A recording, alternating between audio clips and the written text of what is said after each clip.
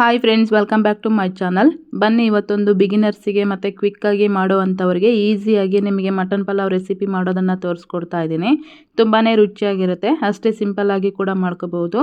ಇವತ್ತು ಮಾಡುವಂತಹ mutton pulao recipe ಖಂಡಿತ ನಿಮಗೆಲ್ಲ ಇಷ್ಟ ಆಗುತ್ತೆ.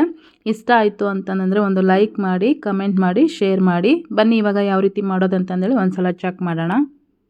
ಮೊದಲಿಗೆ ನಾವು ಈ ರೀತಿ ರೆಸಿಪಿ ಮಾಡ್ತಾ ಇದ್ದೀವಿ ಅಂತಂದರೆ ಅಕ್ಕಿನ ತೊಳೆದ್ಬಿಟ್ಟು ಒಂದು 20 ನಿಮಿಷ ನಾವು ಇದನ್ನು ನೆನೆಸಿಡಬೇಕಾಗುತ್ತೆ.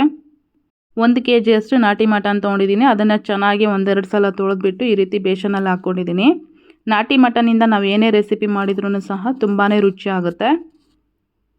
ಇದನ್ನು ಈಗ ಒಂದು ಕುಕ್ಕರಲ್ಲಿ ಹಾಕ್ಬಿಟ್ಟು ಅದ್ರ ಜೊತೆಗೇ ಒಂದು 1/4 ಚಮಚ ಅರಿಶಿನ ಪುಡಿ ಹಾಗೇನೇ ಒಂದು ಸ್ವಲ್ಪ ಉಪ್ಪು ಹಾಕ್ಬಿಟ್ಟು ಚೆನ್ನಾಗಿ ಮಿಕ್ಸ್ ಮಾಡಿ ಒಂದು 3 ವಿಸಿಲ್ ಬರೋದಕ್ಕೆ ಬಿಡ್ತಾ ಇದ್ದೀನಿ. ಈ ಥರ ಮಟನ್ನ ಕುಕ್ಕರಲ್ಲಿ ಬೇಯಿಸ್ಕೊಳ್ಳೋದ್ರಿಂದ ನಮಗೆ ಟೈಮು ಕೂಡ ಸೇವ್ ಆಗುತ್ತೆ, ಹಾಗೆಯೇ ತಿನ್ನೋದಕ್ಕೂ ಸಹ ತುಂಬ ಸಾಫ್ಟಾಗಿ ಬೆಂದಿರುತ್ತೆ ಮಟನ್ನು. ಮಟನ್ನ ನಾವು ಈ ರೀತಿ ಕುಕ್ಕರಲ್ಲಿ ಹಾಕ್ಕೊಂಡು ಬೇಯಿಸ್ಕೋಬೇಕಾದ್ರೆ ಒಂದು 1/4 ಕಪ್ನಷ್ಟು ನೀರು ಹಾಕಿ ಸಹ ಬೇಯಿಸ್ಕೋಬೋದು. ಇಲ್ಲ ಅಂತಂದರೆ ಹಾಗೇನೂ ಬೇಯಿಸ್ಕೋಬೋದು.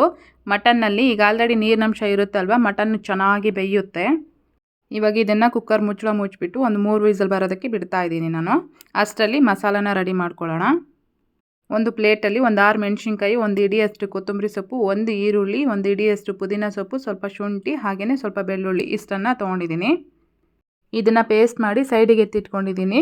ಈಗ ಒಗ್ಗರಣೆ ಮಾಡೋದಕ್ಕೆ ಅಂತಂದೇಳಿ ಒಂದು 6 ಲವಂಗ, ಸ್ವಲ್ಪ ಕಸ್ತೂರಿ ಮೇಥಿ, 1-2 ಚಕ್ಕೆ ಪೀಸು, ಒಂದು 6 ಮೆಣಸು, 1 ಜಾಪತ್ರೆ, 1 ಸ್ಟಾರ್ ಹೂವು, ಒಂದು 5 ಏಲಕ್ಕಿ ಇಷ್ಟನ್ನು ತೊಗೊಂಡಿದ್ದೀನಿ.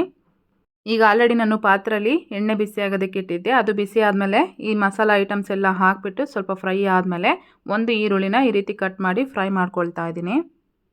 ಮಟನ್ ಸಹ 3 ವಿಸಿಲ್ ಆಗಿದೆ. ಇವಾಗ ಕುಕ್ಕರ್ ಮುಚ್ಚಳಕ್ಕೆ ಓಪನ್ ಮಾಡ್ತಾ ಇದ್ದೀನಿ. ನೋಡಿ ಮಟನ್ ಎಷ್ಟು ಚೆನ್ನಾಗಿ ಸಾಫ್ಟಾಗಿ ಬೆಂದಿದೆ ಅಂತಂದೇಳಿ.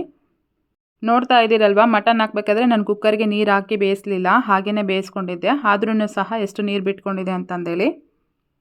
ಈರುಳ್ಳಿ ಎಲ್ಲ ಈ ರೀತಿ ಸ್ವಲ್ಪ ಫ್ರೈ ಆದಮೇಲೆ ರುಬ್ಬಿಟ್ಕೊಂಡಿರೋಂಥ ಮಸಾಲಾನ ಇದರಲ್ಲಿ ಹಾಕಿಬಿಟ್ಟು 1 ನಿಮಿಷ ನಾನು ಇದನ್ನು ಫ್ರೈ ಮಾಡ್ಕೊಳ್ತಾ ಇದ್ದೀನಿ. ಮಸಾಲೆ ಒಳಗೆ ಇರೋಂಥ ಹಸಿ ಸ್ಮೆಲ್ಲೆಲ್ಲ ಹೋಗೋವರೆಗೂ ಇದರಲ್ಲಿ ಫ್ರೈ ಮಾಡೋದೆಲ್ಲ ಏನು ಬೇಡ.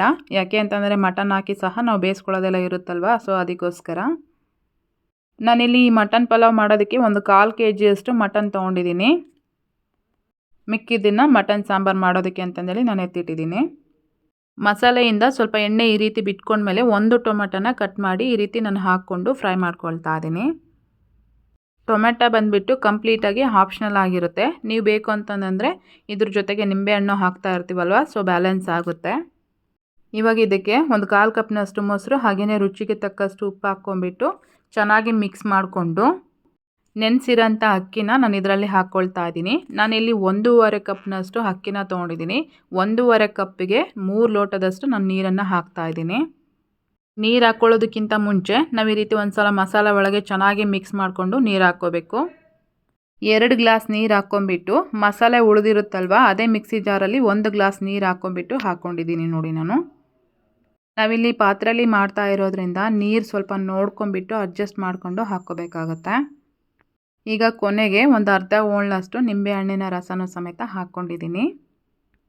ಇದು ಚೆನ್ನಾಗಿ ಈ ರೀತಿ ಕುದಿ ಬರಬೇಕು. ಆವಾಗ ನಾವು ಮುಚ್ಕೊಂಬಿಟ್ಟು ನಾವು ಬೇಯಿಸ್ಕೋಬೇಕಾಗುತ್ತೆ, ಇಲ್ಲಾಂದರೆ ತಳ ಹಿಡಿದ್ಬಿಡುತ್ತೆ.